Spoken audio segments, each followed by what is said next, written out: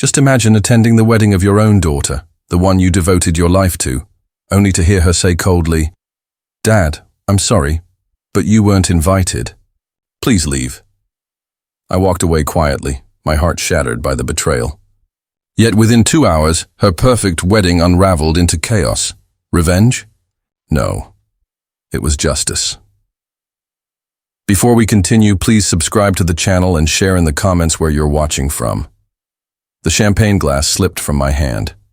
Crystal shards scattered across the marble floor, each fragment reflecting the shock on my daughter's face. "Dad, what are you doing here?" Emily's voice sliced through the polite chatter of wedding guests. Her gown, the very dress I had spent $12,000 on, rustled as she stepped back. "You weren't supposed to come." I froze in the entrance of the grand ballroom, still holding the gift box I had wrapped myself. White roses imported from Ecuador filled the space, their fragrance blending with expensive perfumes and quiet judgment. Above us, the chandelier cast rainbow lights on walls I had worked 3 months of profit to rent. "Sweetheart, it's your wedding day," I said softly. "I only wanted to congratulate you both." Michael appeared beside her, tuxedo sharp, smile cold. "Mr. Clark, I think there's been a misunderstanding." "What misunderstanding?" I asked, searching Emily's face for the child who once begged me to push her higher on the swing. Emily looked nervously toward the watching guests. Women in designer gowns whispered behind crystal glasses. Men in tailored suits pretended not to listen while hanging on every word. "This is a private family celebration," she said, her voice tight. "Immediate family only." The words struck like ice water. 28 years of bedtime stories, school plays, and dance recitals dissolved into that one sentence. 28 years of choosing her college fund over my own retirement, her happiness over my comfort. "I paid for this wedding, Emily," I said evenly. "Every flower, every plate, the dress you're wearing." Michael's jaw clenched. "Money doesn't buy class, sir." "Michael's right," Emily whispered, avoiding my eyes. "This isn't about money. It's about belonging. You don't understand the kind of people here. But I did. People who never welcomed the workers who built their homes. People who saw me only as a means to give my daughter access to their world. My purpose had been served. Around us, silence thickened. A photographer lowered his camera. The string quartet played on, detached from the scene. "I see." I placed the gift box on a nearby table, between untouched champagne flutes and white orchids. "I wouldn't want to embarrass you." "Dad, please don't make this harder," Emily said. I studied her face, memorizing features I had kissed goodnight for 18 years. Her mother's green eyes now hard as stone. The smile I worked overtime to pay braces for now turned away from me. "You're right," I whispered. "I don't belong here." The walk to the exit felt endless. Designer heels clicked on marble. Conversations resumed behind me. Someone laughed high and forced. My polished work boots felt heavy against the flawless floor. Outside, spring air filled my lungs like release. The parking lot stretched wide, lined with luxury cars I could never afford. My pickup sat alone in the farthest corner, right where it belonged in their world. I pulled out my phone, my hand steady despite it all. 25 years of building a company from nothing had taught me patience. 25 years of loving an ungrateful daughter had taught me the value of loyalty. The screen lit with missed calls from my lawyer about a property dispute. I ignored them and searched for another number, one I hadn't dialed in months but suddenly needed. My thumb hovered over it, First National Bank Business Services.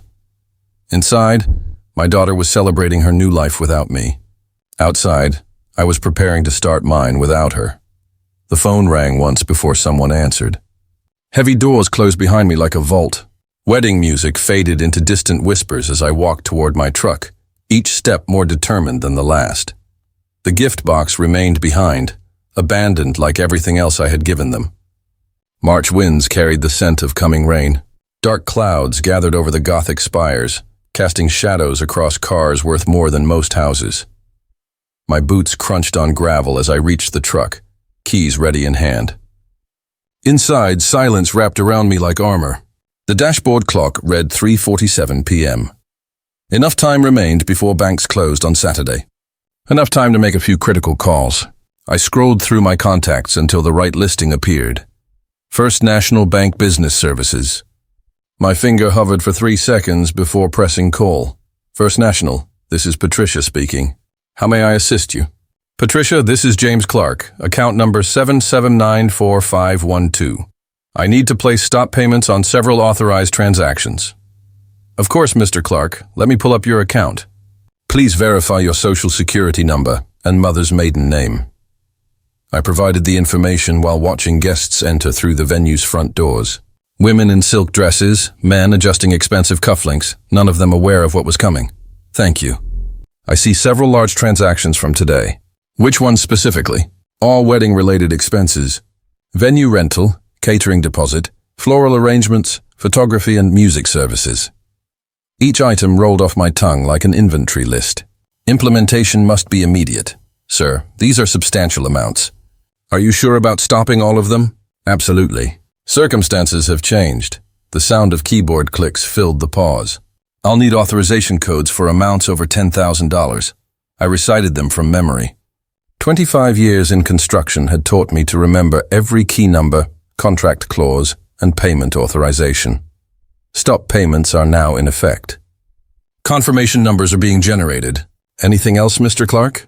That completes the banking side. Thank you, Patricia. My next call went to Spokane's most exclusive catering service, the one Emily had insisted on despite the high cost. Elegant Affairs Catering. This is Marcus. Marcus, this is James Clark regarding the Anderson wedding reception currently underway. Oh. Yes, Mr. Clark, everything is going beautifully.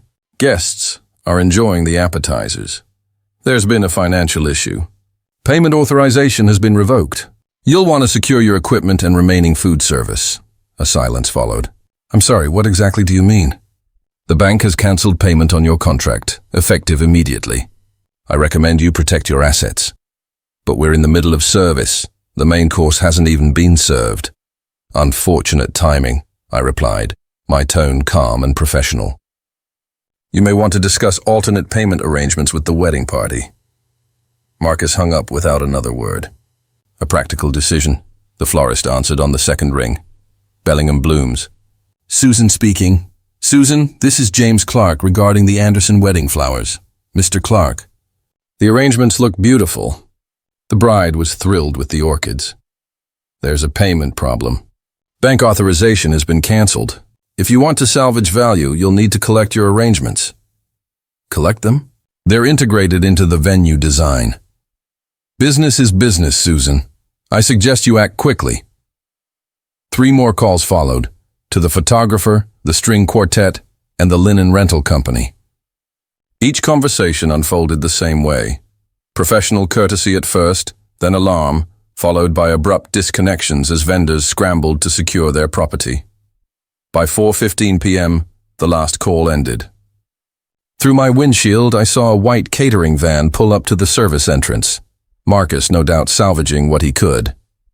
Inside, Emily was likely still welcoming guests, unaware her perfect wedding was collapsing into a costly lesson. Michael was probably discussing business with his father's associates, still confident in his superiority over construction workers. Neither realized what they had cost themselves. I started the engine and slowly drove past the venue's main entrance. Through the tall windows, I caught glimpses of the reception. Crystal glasses raised, elegant figures moving across polished floors. All of it about to shift, my phone buzzed. Emily's number. I let it ring. The dashboard clock read 4:20 p.m. when the first truck arrived. Bellingham Blooms was written in graceful script across the side panel. Susan stepped out with 2 assistants, unloading empty containers with efficiency. Inside, the cocktail reception continued. Guests mingled under chandeliers, glasses catching the light, orchids imported at Emily's demand. Michael gestured proudly to a circle of men in tailored suits, likely describing his latest venture. Neither noticed the florist team slip through side doors. Emily stood near the main entrance, radiant in $12,000 of silk and pearls, accepting congratulations from relatives. Her laugh carried brightly across the room. It would not last. Susan appeared in the ballroom doorway carrying 2 large containers, her assistants handling smaller displays. Guests turned, confusion spreading as they began dismantling the centerpiece. Excuse me. Emily approached, smiling politely. We're in the middle of our reception. Whatever you need can wait. Susan straightened, holding a bundle of orchids. Ma'am, I'm Susan from Bellingham Blooms. Payment for these arrangements was cancelled 40 minutes ago. I need to recover our property. Emily's smile faltered. That's impossible. Everything was paid weeks ago. The account holder, James Clark, contacted us directly. All payments have been stopped. Susan continued her work with quiet professionalism. I have written authorization to collect our arrangements. Emily's face lost its color. Guests stopped talking. Michael crossed the room quickly, his expression turning from confusion to anger. What exactly is happening? His voice carried authority, unused to challenge. Payment issues, sir. We're collecting unpaid merchandise. Susan's assistants began wrapping the altar arrangement. This is unacceptable. Michael's face flushed red. Get your manager on the phone immediately. I am the manager, Susan replied evenly. Our contract states that canceled payments void our obligations. She nodded to her team, who began gathering table centerpieces as guests watched in stunned silence. Elegant Affairs' catering van pulled up as Susan's team continued their careful removal. Marcus stepped out with 3 staff members, their faces set with determination. They entered openly through the main doors, ignoring any need for discretion. Emily watched in shock as orchids vanished into containers, her calm exterior beginning to crack. There must be some mistake. My father wouldn't do this. He couldn't. Ma'am, we have to stop food service immediately, Marcus said, clipboard in hand. Payment authorization was revoked at 4:15. We're obligated to protect our equipment and remaining stock. Michael stepped between Marcus and Emily, his voice sharp. This is my wedding reception. You can't just stop in the middle of an event.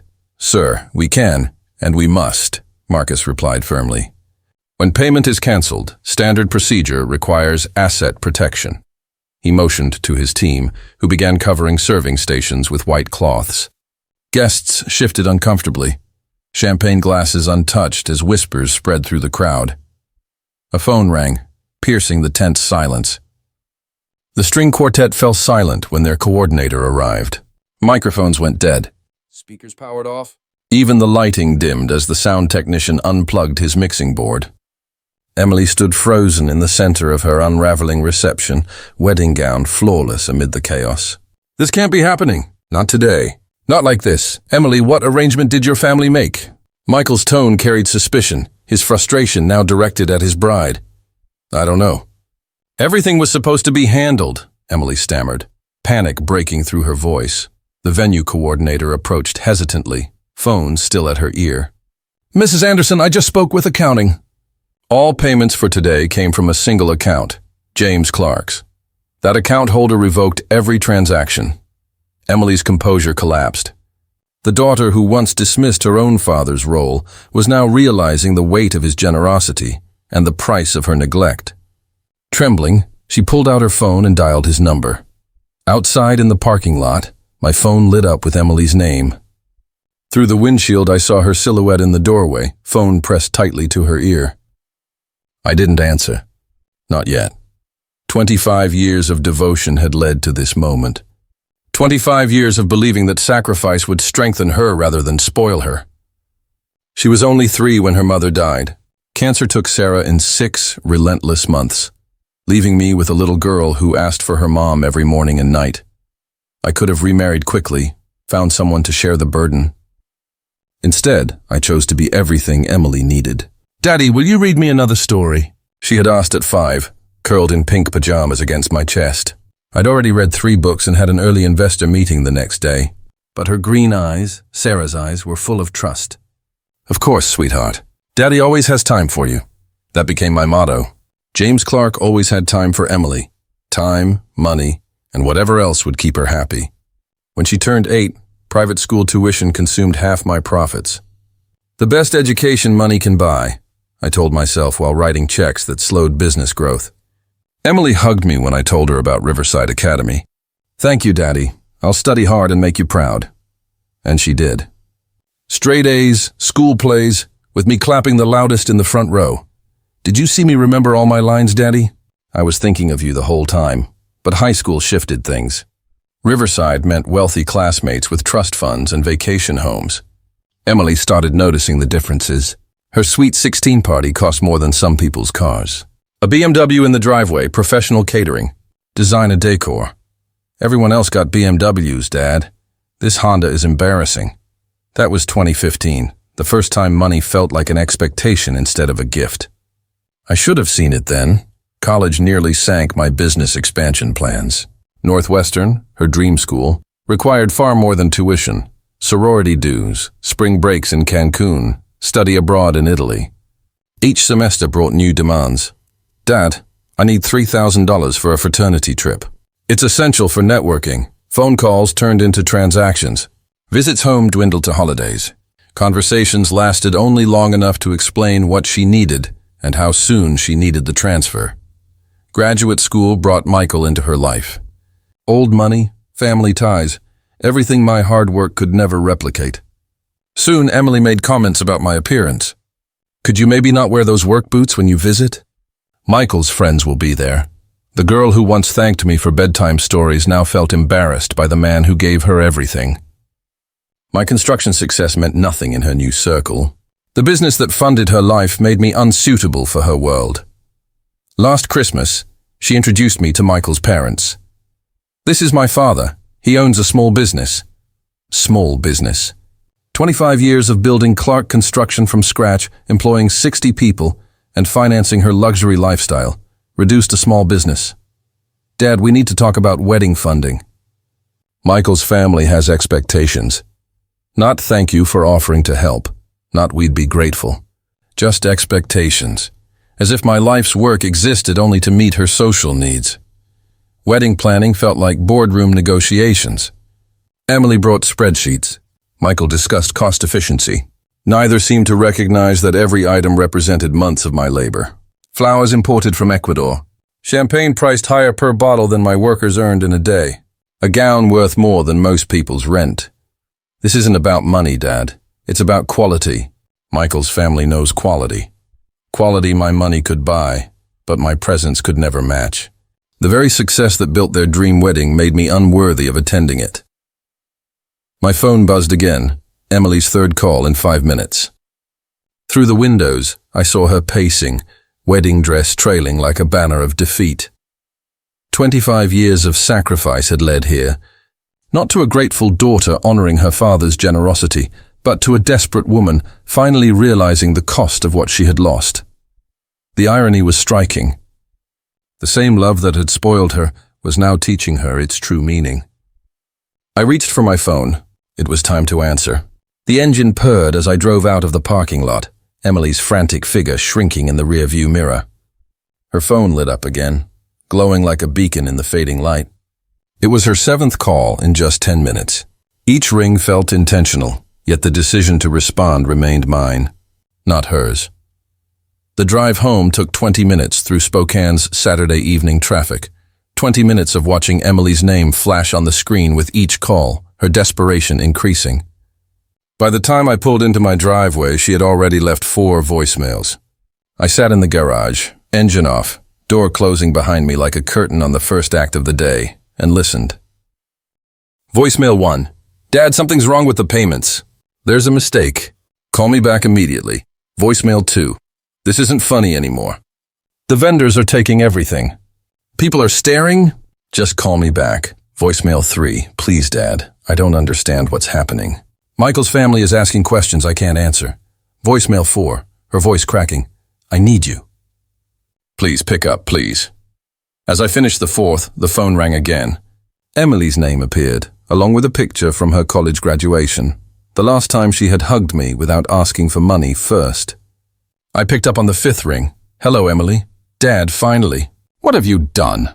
How could you ruin my wedding? Her voice now carried full panic, none of the cool dismissal from earlier. Good.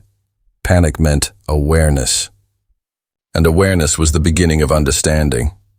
I didn't ruin anything, I said calmly. I only stopped paying for things.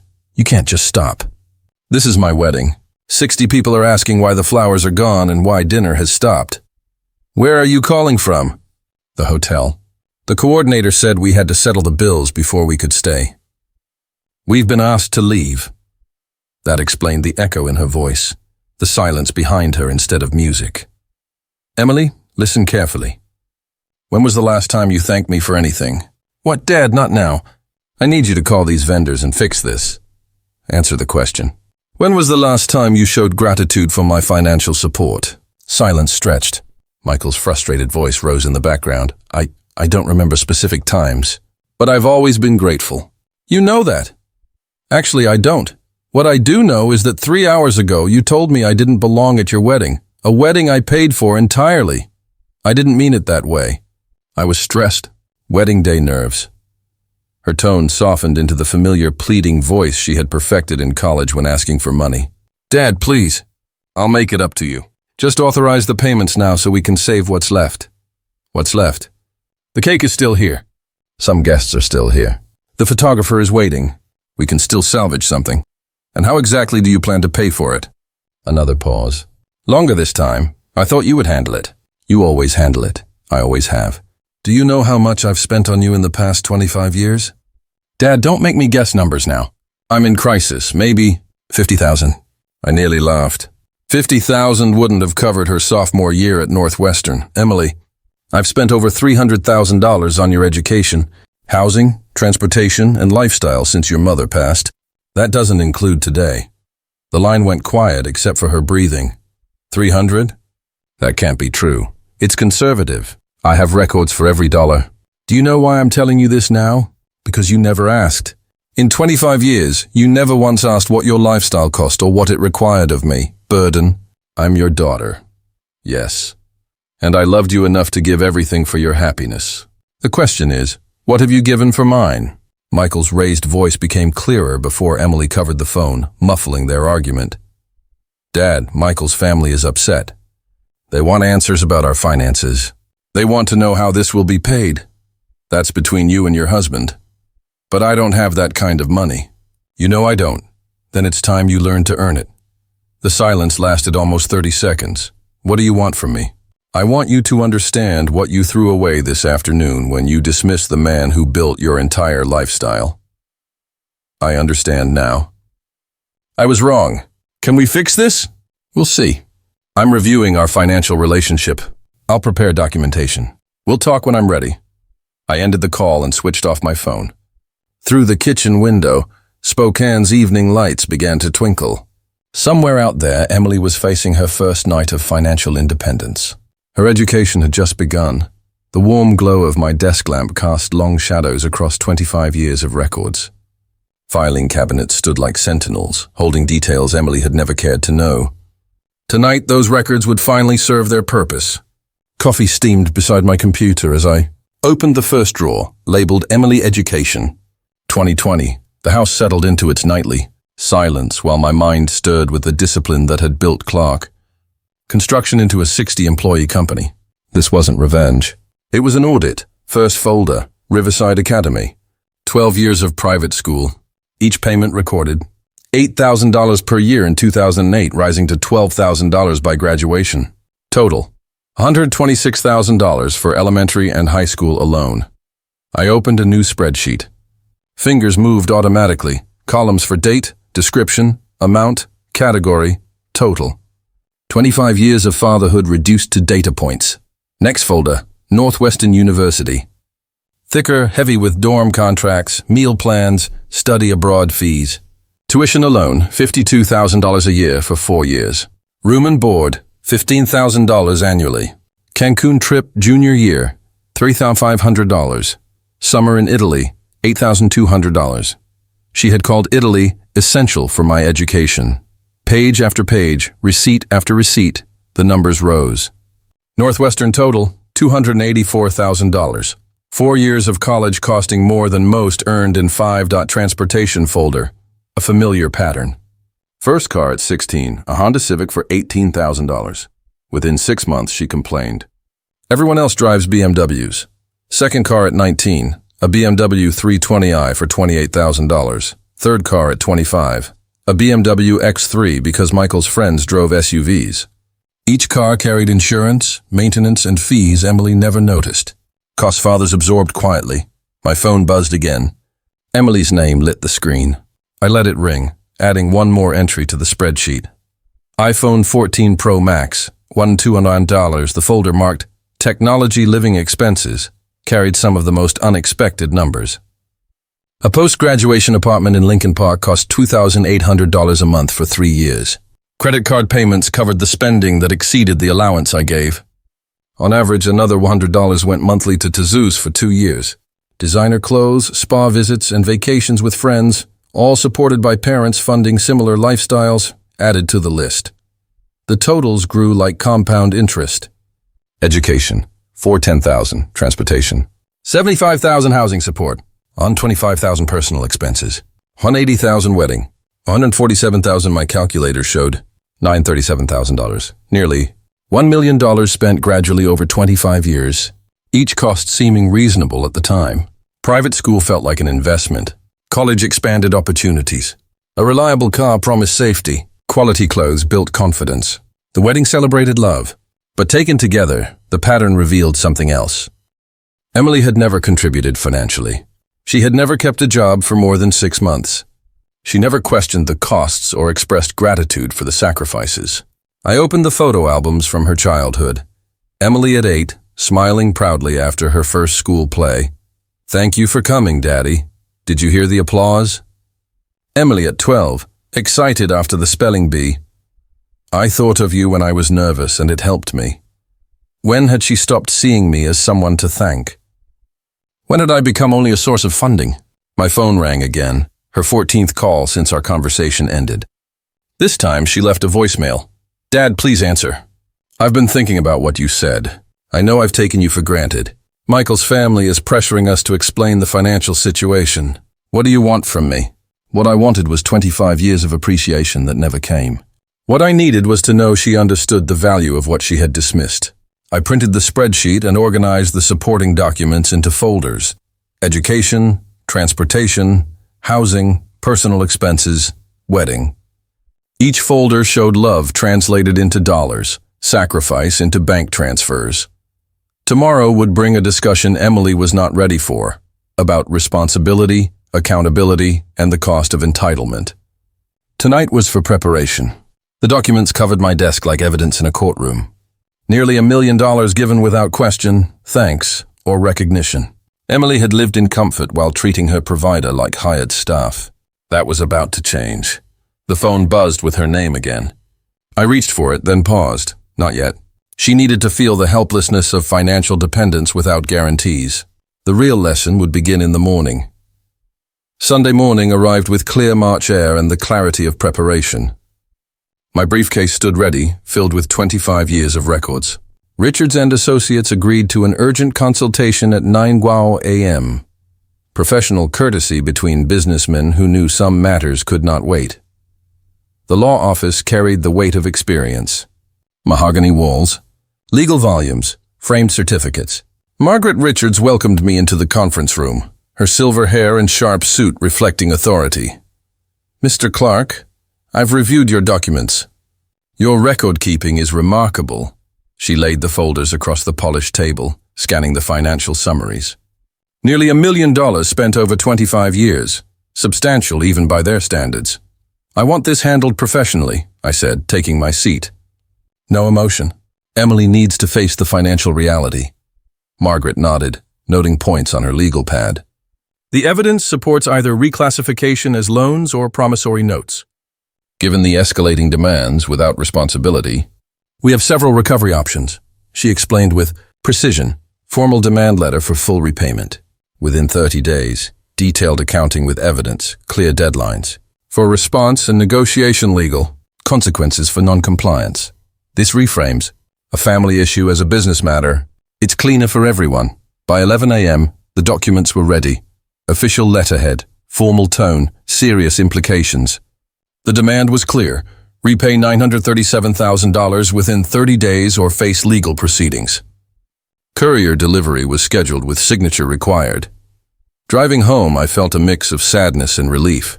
Emily had built this situation through entitlement. I was simply introducing consequences. At 2:15 p.m., the courier confirmed delivery to the Spokane Grand Hotel, signed by Emily Clark Anderson. The process had officially begun. I imagined her confusion when the hotel called about a legal delivery. Michael, ever confident, likely opened the envelope first. At 2:47 p.m. my phone rang, Emily calling again and again. I let them go to voicemail. Message 1. Dad, what is this? It can't be real. Message 2. $900,000? Impossible. You never said these were loans. Message 3. Please call. Michael's family is demanding answers. Message 4. Her voice breaking. I don't understand how it all went wrong so quickly. At the hotel, Emily and Michael were discovering what accountability looked like with legal weight behind it. 25 years of gifts had been redefined as recoverable debt. Their dependence was now documented, quantified, and subject to collection. The wedding disaster was just the beginning. This was the main event. Margaret had explained the next steps. Civil debt recovery followed a standard process. They would need legal help to respond, which required money they didn't have. Through the afternoon, Emily's calls kept coming, 15 missed, 8 voicemails, each one showing deeper awareness of her position. The daughter who once dismissed me was now learning the cost of dismissal. The irony was clear. After 25 years of assuming support, she now had 30 days to repay it all. My phone lit up again, Emily's 16th call. This time I answered, Dad, please. We need to talk reasonably. This can't be real. Her voice cracked with exhaustion. The document is real, Emily, I said calmly. And so are the 30 days you have to respond. But $900,000? You never told me it was a loan. I never said it was a gift either. You assumed. In the background, Michael's frustration was obvious. Papers rustling, footsteps pacing. Emily, I continued, who do you plan to turn to for help? A silence followed. Then her reply, family, friends, people who care about me. I see. Well, you have 29 days left. Start making those calls. I ended the conversation and set my phone to silent. Let her discover what I already knew, that nearly $1 million in debt would show who truly supported her. The calls kept flashing on the screen like distress signals, unanswered. By evening they stopped. Monday morning arrived with silence. No frantic messages, no desperate calls, only quiet. I drove to the construction site where we were starting a new office complex. Physical work always helped me think more clearly. The sound of machines, the smell of freshly turned soil, the sense of building something lasting, all of it grounded me. Around 10 a.m., my foreman Dave walked up. Boss, you seem different today. Everything all right? Family matter, I replied, watching the excavator clear the foundation. Sometimes you have to make difficult choices for someone's own good. Kids, something like that. My phone buzzed. A message from Emily. Dad, I've been trying to reach family and friends. Everyone is shocked by the amount. Please call me. I deleted it without answering. An hour later, another message. Aunt Margaret says she won't get involved. She thinks I should learn responsibility. What does that even mean? Then another. Sarah won't take my calls anymore. Lisa keeps asking why I never worked. People are acting like I've done something terrible. The messages kept coming all afternoon, each one showing Emily's growing isolation. Her college roommate felt uneasy. Her sorority friends were surprised by the financial details. The few who remained admitted they couldn't help with such amounts. Michael faced his own troubles. His mother called 3 times, demanding answers. His father wanted a family meeting about reputation. His brother pressed for financial disclosure before marriage. By Tuesday, the pattern was obvious. Emily's support system was collapsing under nearly $1 million of debt. People who had once enjoyed her expensive gifts were nowhere to be found when she needed real help. On Wednesday, her tone shifted. Dad, Michael's family is pressuring him to consider annulment. They think our marriage was built on financial lies. Please call me so we can fix this. I almost smiled. Michael's family was quicker to see reality than he had been. Thursday's message was short. No one will help. Everyone has excuses. Michael barely talks to me. His parents want him to see a lawyer to protect his assets. I don't understand how everything changed so quickly. 25 days remained. Emily was finally learning what financial independence meant without the skills to manage it. The lesson was unfolding exactly as intended. Friday morning was different. No texts, no voicemails, just silence. It was unusual enough that I checked my phone twice. The attack began on Monday.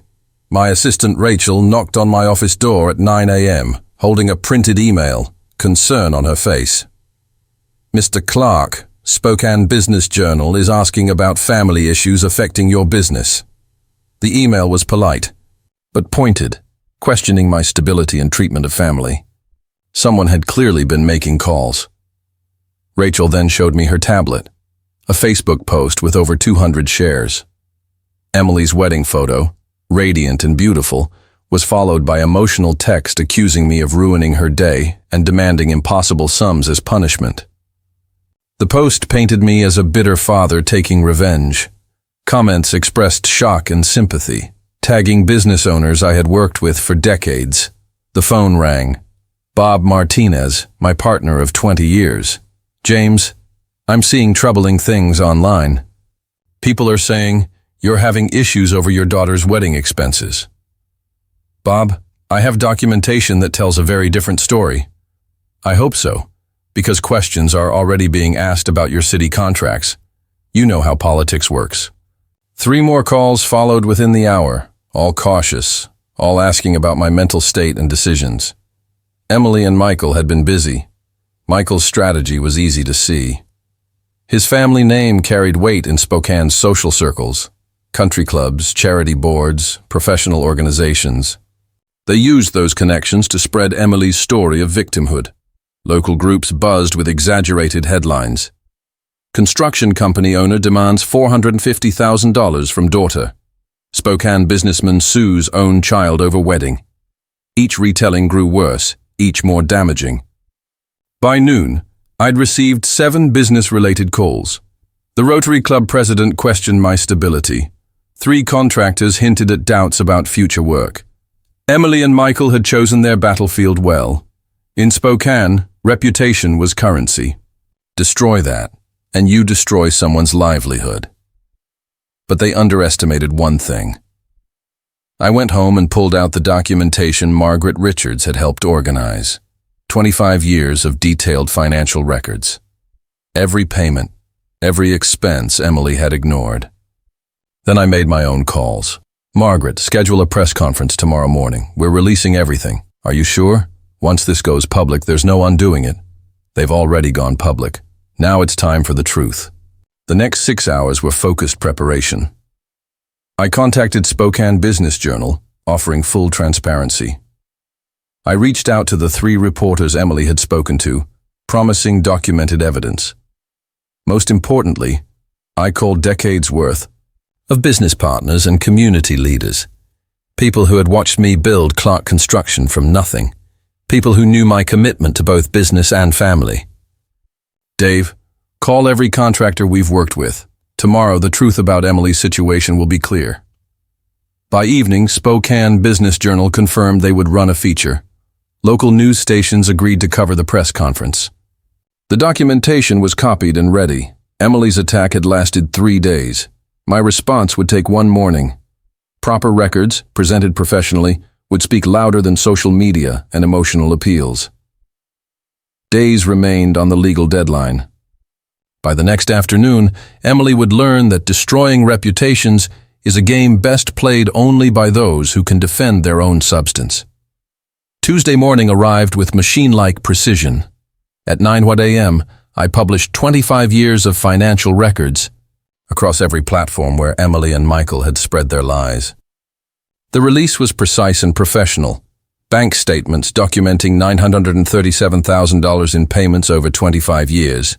Organized spreadsheets itemizing education, transportation, housing, and lifestyle expenses.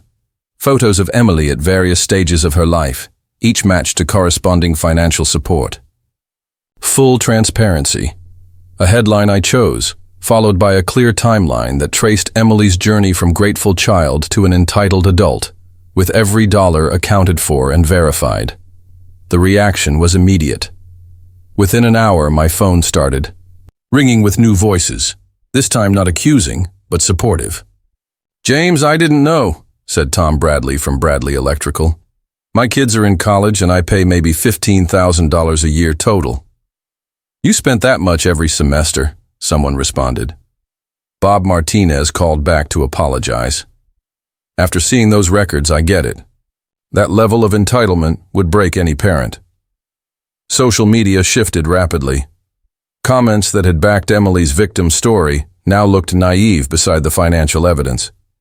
Screenshots of $52,000 annual tuition payments, receipts for 3, luxury cars, decades of housing, clothing, and lifestyle expenses most families could never afford. Margaret Richards called at 11 a.m. James, the response has been extraordinary. The Spokane Business Journal wants to run a feature on financial responsibility and entitlement. You've turned an attack into a community lesson. By noon, Emily's original Facebook post seemed hollow against the mountain of documentation. People shared my evidence with remarks like, "This is what real parental sacrifice looks like. No wonder he's asking for repayment." That level of support is a full-time job. The Spokane construction community rallied. Contractors who had once questioned my stability now praised my work ethic and integrity. The Rotary Club president publicly backed my position, and even the mayor's office issued a statement about the importance of financial responsibility in family relationships.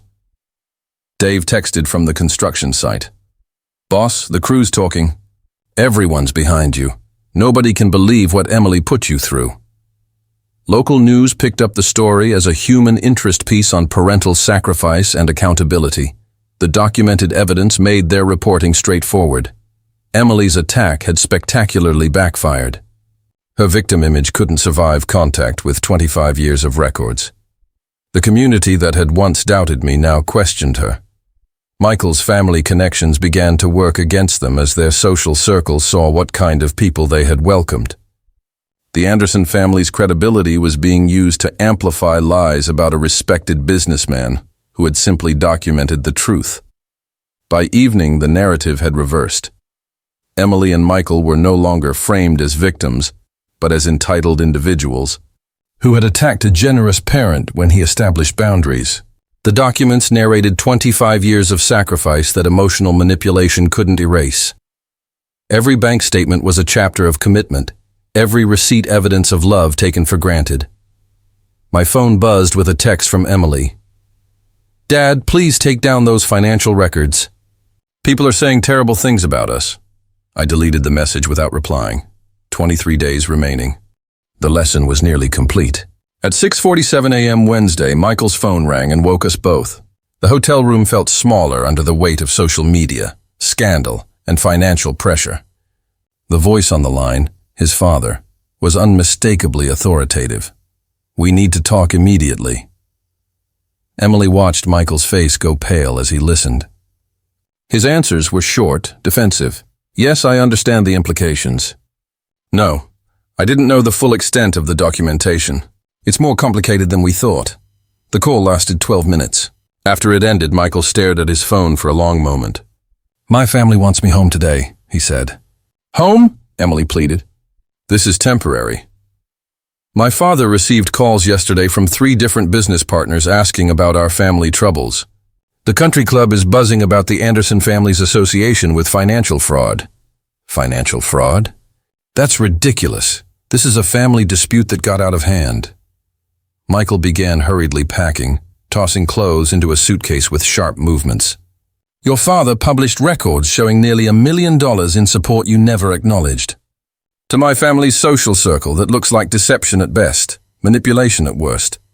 Panic hit Emily like a cold wave. "You're leaving?" "We just got married 6 days ago." Michael's packing intensified. 6 days that have destroyed my professional reputation and my family's standing. I have a trust fund, business prospects. I need to protect myself from liability." "Liability?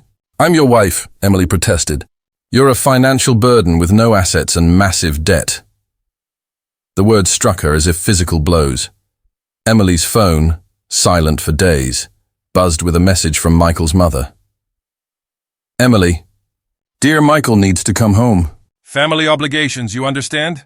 The polite tone made the cut even deeper. Even Michael's mother, who had praised Emily at the wedding, was starting to distance herself. "Michael, please." We can work through this. My father's angry, but he loves me. This will blow over. Emily, look around! Michael gestured at the laptop, open to damning social media comments. This isn't blowing over. Your father published 25 years of financial records. People are calling you a trust fund baby who never worked. They're right. The accusation stung because it held truth.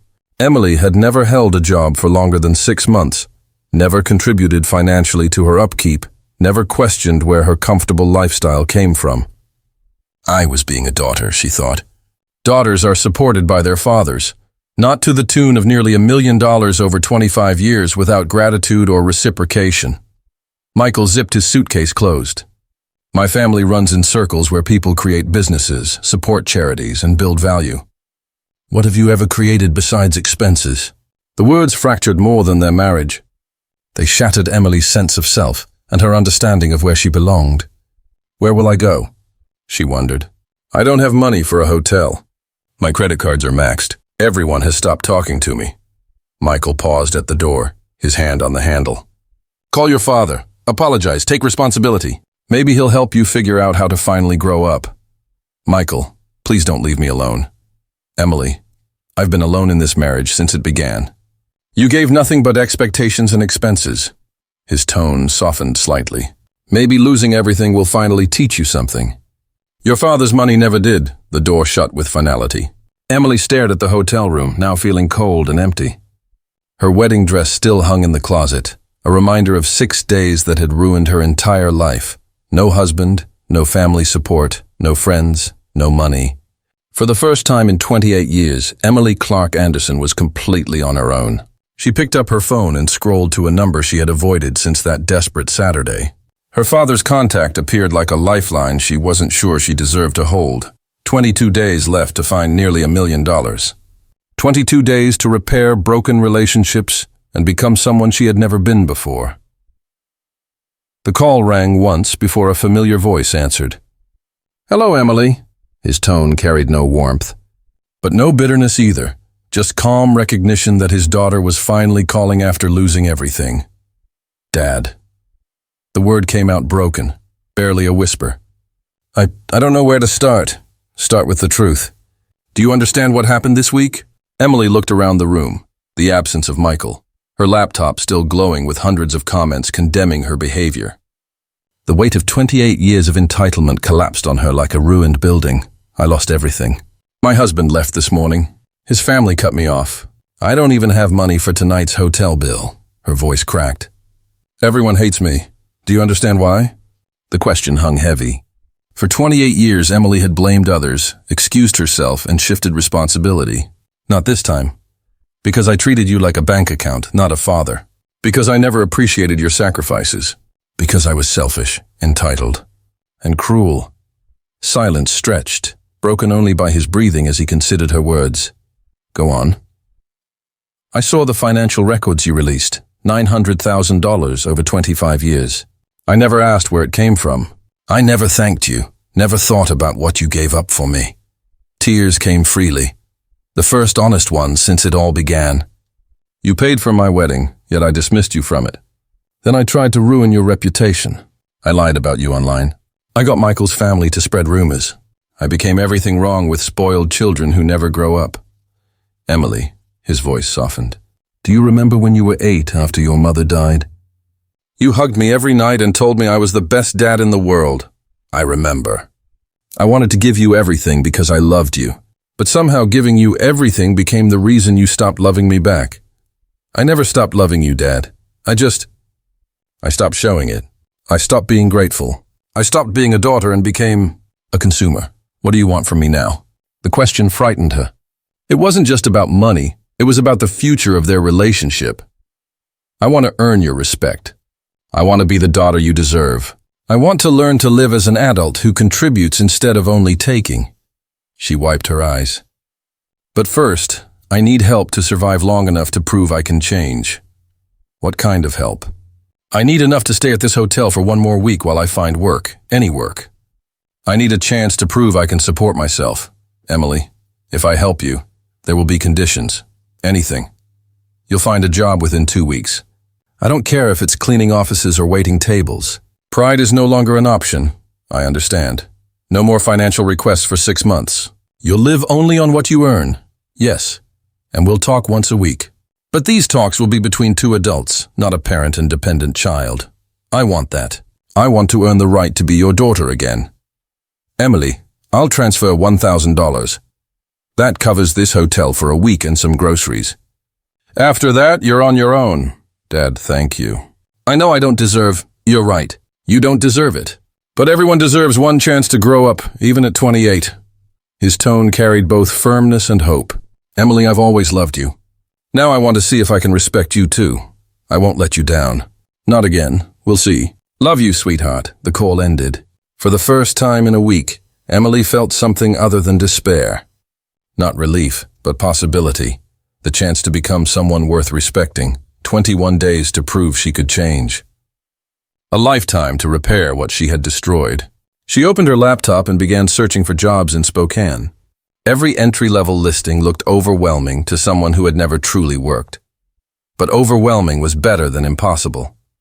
For the first time in her life, she was about to earn something herself. Her education was finally beginning. If you enjoyed this story, please like the video, subscribe to the channel, and share your thoughts in the comments. To listen to the next story, click on the box on the left. Thank you for watching.